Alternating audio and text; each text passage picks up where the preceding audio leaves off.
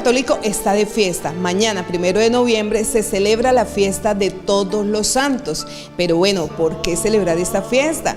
¿Quiénes son los santos? ¿Cuáles son esas características que debemos tener nosotros que estamos llamados a la santidad, sobre todo en estos tiempos modernos? Pues para resolver todas estas inquietudes, visitamos en el municipio de Madrid al padre Gustavo Zamora, un sacerdote muy querido por todos los villetanos. Y con él precisamente vamos a iniciar el magazine Lo que quieres saber en el día de hoy. Sean todos y todas bienvenidos.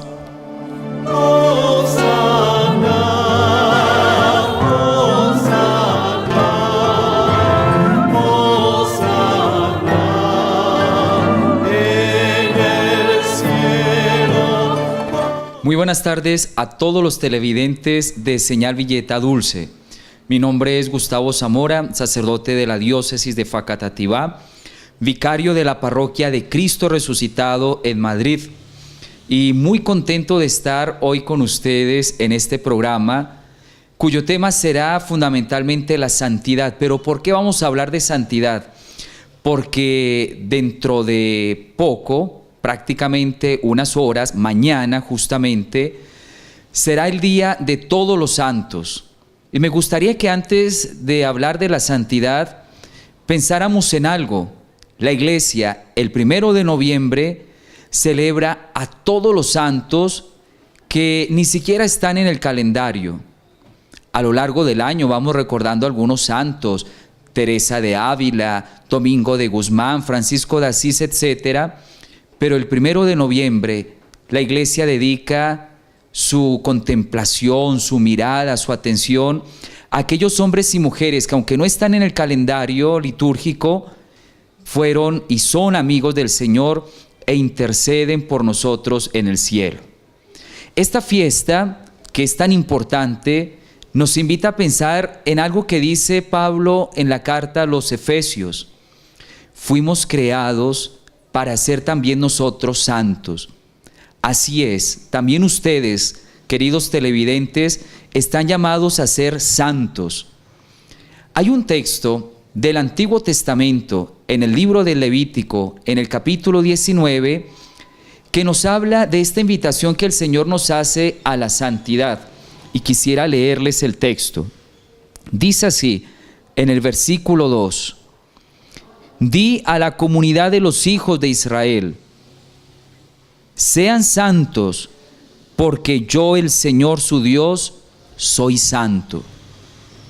Los hombres y mujeres que mañana celebramos, de distintas nacionalidades, condiciones sociales, de distintas ideologías, podríamos decirlo también así, porque no todos pensaban igual, aceptaron esta invitación del Señor: sean santos como yo soy santo. Pero lo más hermoso es que esta invitación se siga haciendo hoy a ustedes, a mí, a todos nuestros hermanos, amigos, a todos los que aún caminamos en esta tierra. Y surge una pregunta: bueno, ¿qué es la santidad? Yo creo que cuando empecé diciendo que les iba a hablar de santidad, inmediatamente ustedes pensaron en las imágenes que tenemos en las casas o en las iglesias. Inmediatamente pensaron en personas por allá como extrañas, con miradas por allá perdidas y con sus manos así todas rígidas. Pero no, eso no es realmente santidad. Podríamos decir que las imágenes son una representación de santidad, pero la santidad es otra cosa. Miren, los santos no fueron hombres y mujeres que nacieron ya marcados con la señal de la santidad y desde pequeñitos fueron perfectos y agradaron en todo a Dios. No. Ellos fueron haciendo un camino, poco a poco, lentamente, hasta llegar a ser santos. Piensen ustedes en un Agustín de Hipona, que durante sus años de adolescencia y de juventud fue terrible, hizo sufrir a la mamá, su comportamiento no fue el mejor. Y después, gracias al amor de Dios y a la oración y a las lágrimas de la mamá llamada Mónica, pues aceptó a Dios en su vida y empezó a amar con el amor de Dios, y hoy lo llamamos San Agustín, es decir, un santo. Piensen ustedes en un Ignacio de Loyola que pues no conocía los caminos del Señor, era más bien indiferente ante las cosas de Dios, y por una cuestión accidental, por un accidente que tuvo, llegó a conocer al Señor, bueno, y hoy lo llamamos justamente San Ignacio. Entonces los santos no nacieron, se hicieron, o mejor, dejaron que Dios los hiciera. Centrémonos pues en esta pregunta: ¿qué es santidad?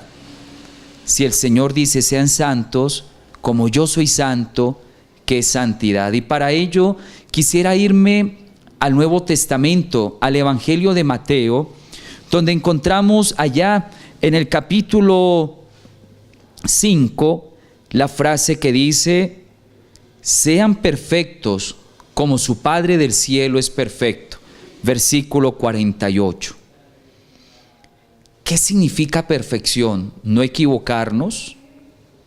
¿Qué significa perfección? ¿Jamás errar, jamás pecar? No. Miren que Lucas dice estas mismas palabras, pero usando una expresión que nos ayuda ahora sí a comprender muy bien qué es santidad.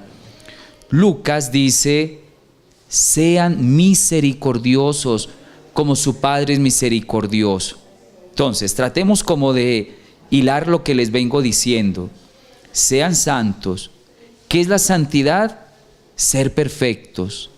¿Pero qué es ser perfectos? Ser misericordiosos. Por lo tanto, santidad es misericordia. Santo, santo, santo es el Señor, Dios del universo. Los santos no son personas diferentes a todos nosotros, los ha habido a través de toda la historia de la humanidad. Algunos altos, otros bajitos, otros gorditos, otros de familias muy adineradas, otros de familias de muy escasos recursos, pero en fin, todos ellos han tenido una característica en común, como nos lo explica el padre Gustavo Zamora, y es que han sido amigos de Jesús y han seguido los pasos de su misericordia.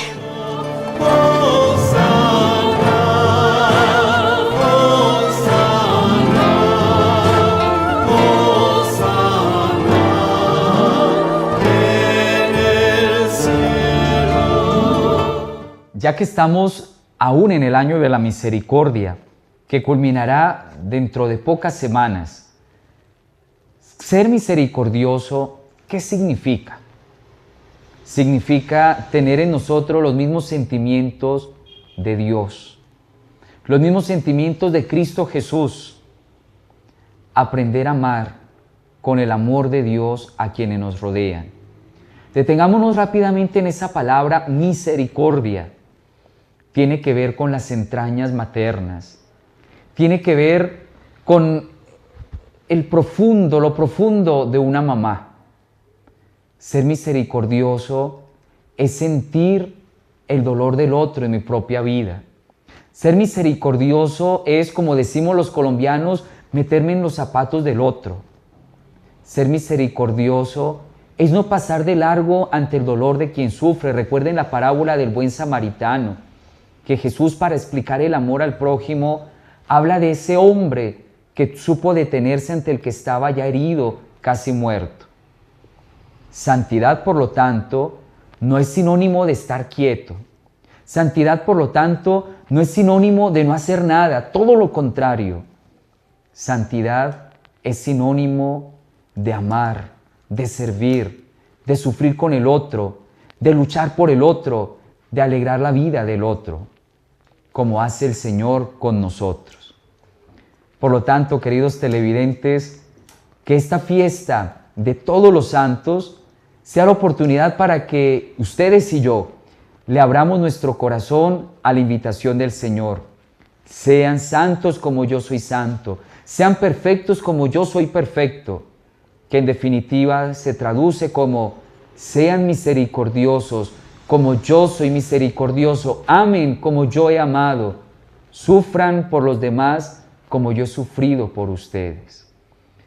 Y en la Iglesia Católica tenemos muchos medios para vivir esa santidad.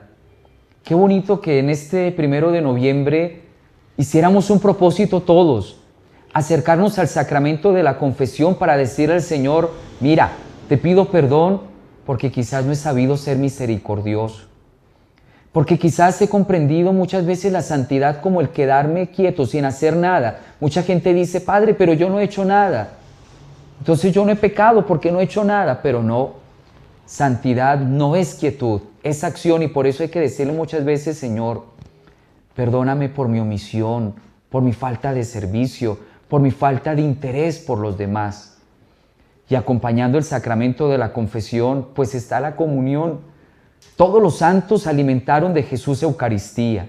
Todos los santos encontraron en Jesús su fuerza, porque ciertamente hay dificultades y no siempre es fácil amar como el Señor nos ama y ser misericordiosos como Él lo es. Pero ahí en la Eucaristía, en el pan consagrado, Él nos da su fuerza, Él nos da su alegría, Él nos da su carne, su sangre, su presencia, para que podamos ser santos como Él es santo. Levanto mis ojos a los montes, ¿quién me ayudará? La ayuda me viene del Señor, por su gran compasión.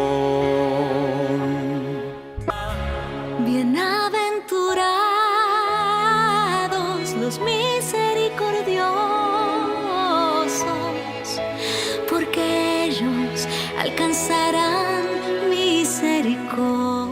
Hablar de los primeros santos de la Iglesia Católica es también hablar de aquellos hombres y mujeres que fueron torturados, que fueron arrojados a las llamas, que fueron apedreados, que fueron crucificados.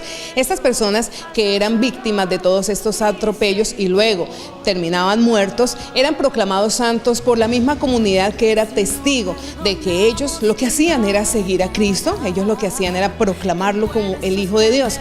Al negarse muchos de ellos a renunciar a su fe, fueron precisamente muertos y luego santificados por la misma comunidad. Actualmente el proceso es muy diferente. Desde hace algunos años es el Vaticano quien decide quiénes son esos hombres que se deben proclamar santos. A continuación les vamos a mostrar en este pequeño clip cuáles son esos pasos hacia la santidad.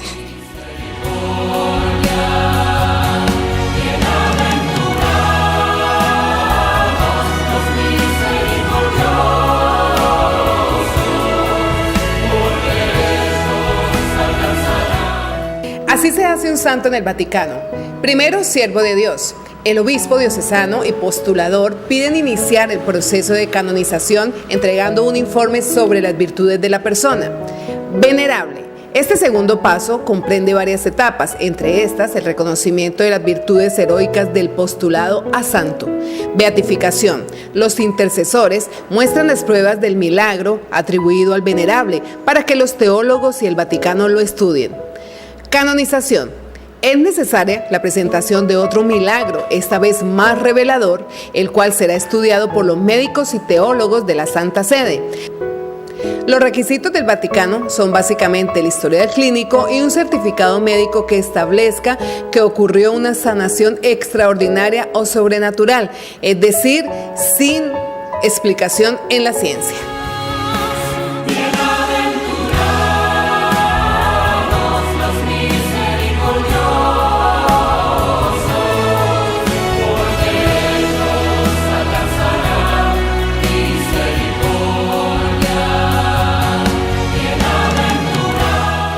Literalmente los santos son todas las personas que están en el cielo, no solamente los reconocidos por la Iglesia Católica.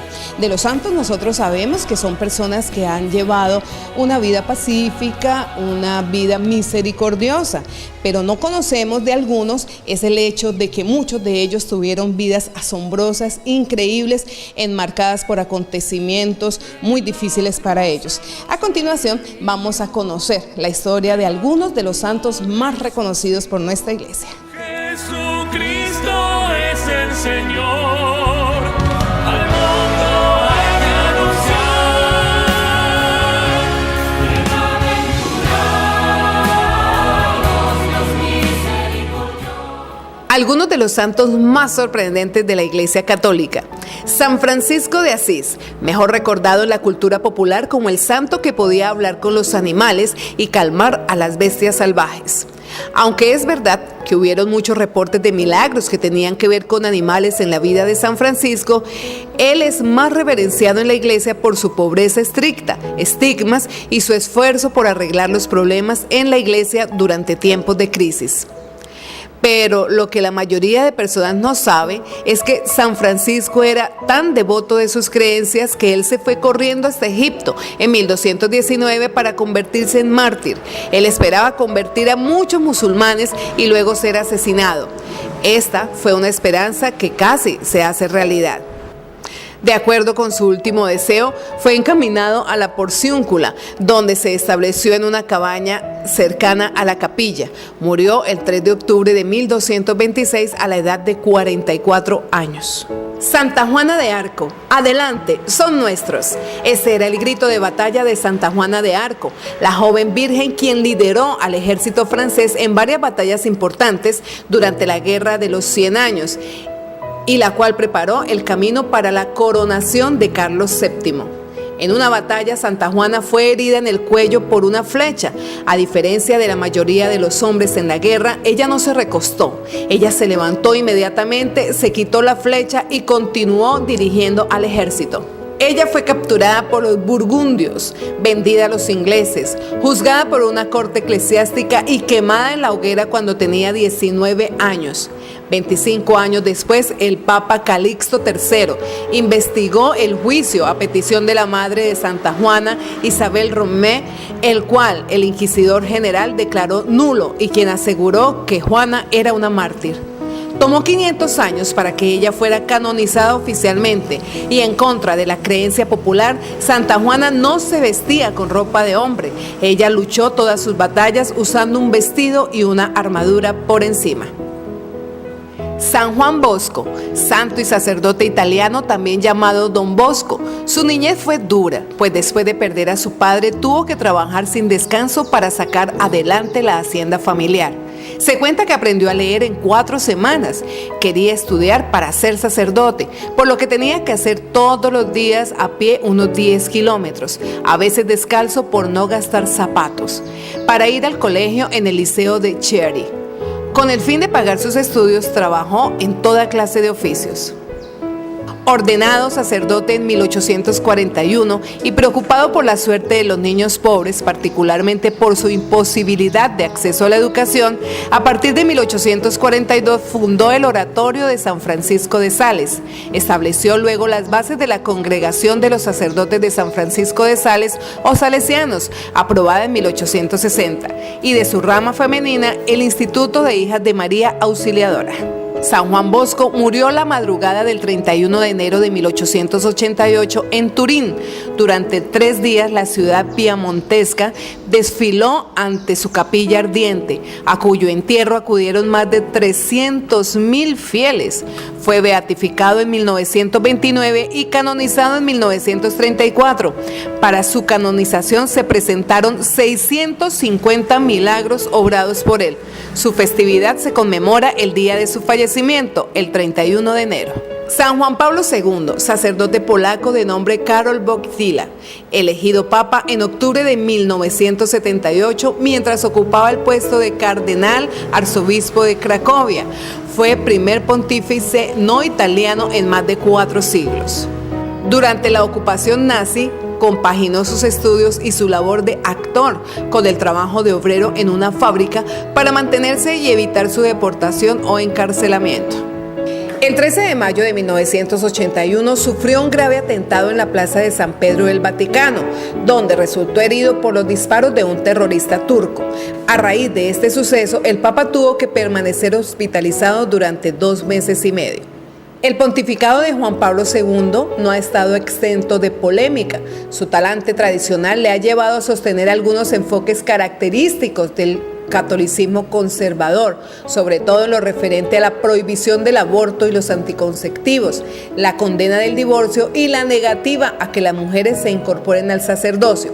Sin embargo, fue un gran defensor de la justicia social y económica, abogando en todo momento por la mejora de las condiciones de vida en los países más pobres del mundo. Falleció el 2 de abril de 2005. Su desaparición significó para algunos la pérdida de uno de los líderes más carismáticos de la historia contemporánea.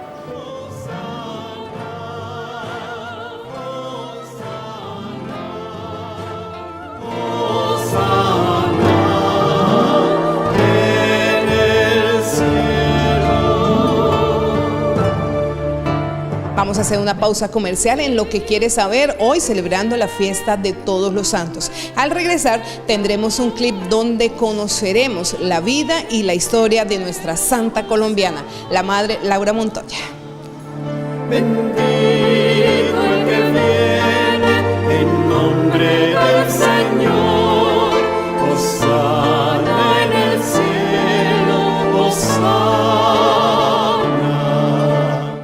Bendito el que viene en nombre del Señor, hosana en el cielo, hosana.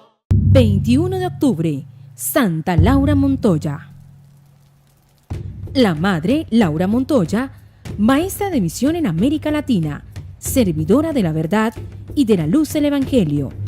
Nació en Jericó, Antioquia, pequeña población colombiana, el 26 de mayo de 1874, en el hogar de San Juan de la Cruz Montoya y Dolores Upegui, una familia profundamente cristiana. Recibió las aguas regeneradoras del bautismo 4 horas después de su nacimiento. El sacerdote le dio el nombre de María Laura de Jesús. 2 años tenía Laura cuando su padre fue asesinado por defender la religión y la patria.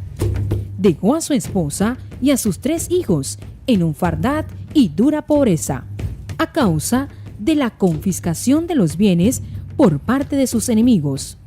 De labios de su madre, Laura aprendió a perdonar y a fortalecer su carácter con cristianos sentimientos. Desde sus primeros años, su vida fue de incomprensiones y dolores. Supo lo que es sufrir como pobre huérfana, mendigando cariño entre sus mismos familiares. La acción del Espíritu de Dios y la lectura espiritual, especialmente de la Sagrada Escritura, la llevaron por los caminos de la oración contemplativa, penitencia y el deseo de hacerse religiosa en el claustro carmelitano. Tenía sed de Dios y quería ir a Él, como bala de cañón. Esta mujer admirable crece sin estudios por las dificultades de pobreza e itinerancia a causa de su orfandad. Hasta la edad de 16 años, cuando ingresa en la Normal de Institutoras de Medellín para ser maestra elemental y de manera a ganarse el sustento diario. Sin embargo, llega a ser una erudita en su tiempo, una pedagoga connotada, formadora de cristianas generaciones, escritora castiza de alto vuelo y sabroso estilo, mística profunda por su experiencia de oración contemplativa. En el año 1914, apoyada por Monseñor Maximiliano Crespo, obispo de Santa Fe de Antioquia, funda una familia religiosa, las Misioneras de María Inmaculada y Santa Catalina de Siena, obra religiosa que rompe moldes y estructuras insuficientes para llegar a cabo su ideal misionero, según lo expresa en su autobiografía. Necesitaba mujeres intrépidas, valientes, inflamadas del amor de Dios, que pudieran asimilar su vida a la de los pobres habitantes de la selva para levantarlos hacia Dios. En su magisterio, no se contenta con el saber humano, sino que expone magistralmente la doctrina del Evangelio. Forma con la palabra y el ejemplo el corazón de sus discípulas, el amor a la Eucaristía y en los valores cristianos. En un momento de su trayectoria como maestra, se siente llamada a realizar lo que ella llamaba la obra de los indios. En 1907 estando en la población de Marinilla, escribe: me vi en Dios y cómo me arropaba con su paternidad haciéndome madre, del modo más intenso de los fieles. Me dolían como los verdaderos hijos. Este esfuerzo de amor la impulsa a un trabajo heroico al servicio de los indígenas de las selvas de América. Busca recursos humanos, fomenta el celo misionero entre sus discípulas, escoge 5 compañeras a quienes prende el fuego apostólico de su propia alma. Aceptando de antemano los sacrificios, humillaciones, pruebas y contradicciones que se ven venir acompañadas por su madre. El grupo de misioneras catequista de los indios sale de Medellín hacia Dabeiba el 5 de mayo de 1914. Parten hacia lo desconocido para abrirse paso en la tupida selva. Van no con la fuerza de las armas, sino con la debilidad femenina apoyada en el crucifijo y sostenida por un gran amor a María la Madre y maestra de esta obra misionera.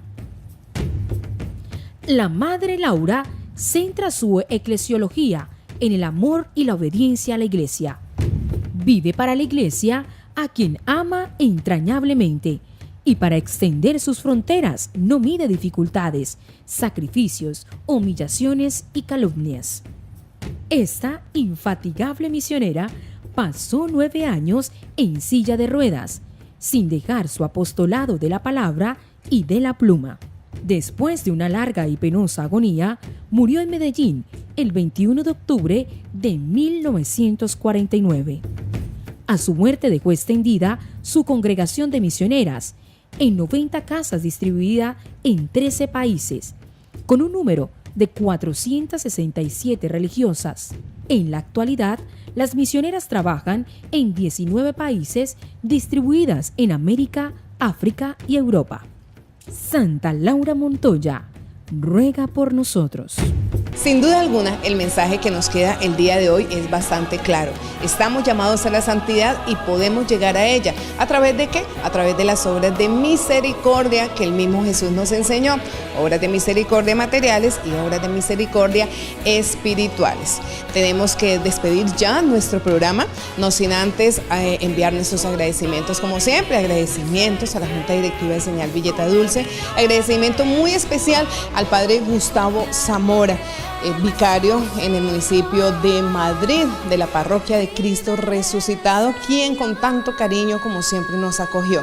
Tengo que agradecer también a nuestro camarógrafo y editor Javier Pérez. Yo soy María Isabel León Rueda. Para despedir nuestro programa, obviamente, el Padre Gustavo nos deja su bendición solemne en esta fecha tan especial.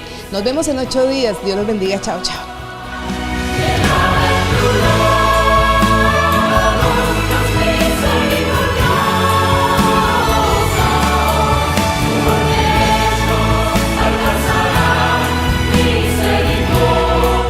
Para concluir nuestro programa, vamos a pedir al Señor que nos bendiga. Vamos a pedirle a Él que nos haga santos, porque la santidad es un regalo suyo. Es verdad que nos tenemos que esforzar, es verdad que tenemos que poner de nuestra parte, pero eso sí, en la mente siempre tenemos que tener una cosa muy clara: de Él viene la santidad. Es un regalo que Él nos dona, que Él nos ofrece. Y antes de la bendición, les quiero leer este texto de la carta a los Efesios en el capítulo 1, versículo 4. Dios Padre nos eligió en Cristo antes de la fundación del mundo para que seamos santos. Amado Dios, queremos darte las gracias por este programa que nos has permitido desarrollar. Gracias por todos los que nos siguen a través de la televisión en este momento. Te pedimos que toques nuestros corazones con tu amor, con tu Espíritu Santo, para que aceptemos la invitación que nos haces a ser santos como tú. Amado Dios, ayúdanos a comprender que hemos sido creados con un propósito, con una tarea muy clara: la santidad. Haz que seamos misericordiosos como tú lo eres. Derrama sobre nosotros, nuestras familias, el municipio de Villeta y sobre nuestra amada Colombia, tu bendición. para que seamos verdaderamente misericordiosos como tú lo eres, Señor. La bendición de Dios Todopoderoso, Padre, Hijo y Espíritu Santo descienda sobre ustedes y los acompañe siempre. Amén.